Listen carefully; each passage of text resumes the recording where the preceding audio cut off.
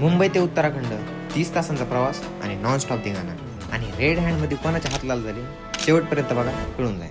Welcome to Devbhoomi series episode 2.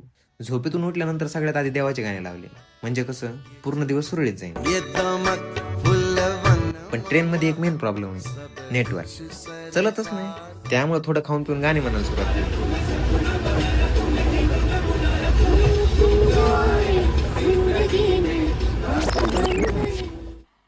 मजा नहीं आ रहा है.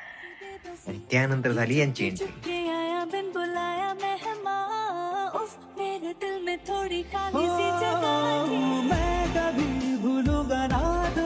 चाहे तू मुझको देना भुला. त्या आल्यानंतर सगळ्यात आधी अंताक्षरी खेळू.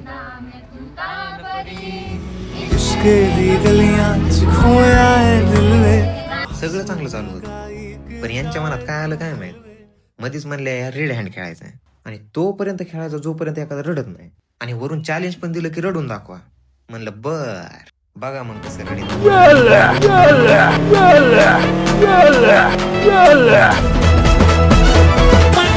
पण ते जाऊ द्या, खरंच या प्रवासात खूप मजा आली. चला भेटूया पुढच्या ब्लॉग.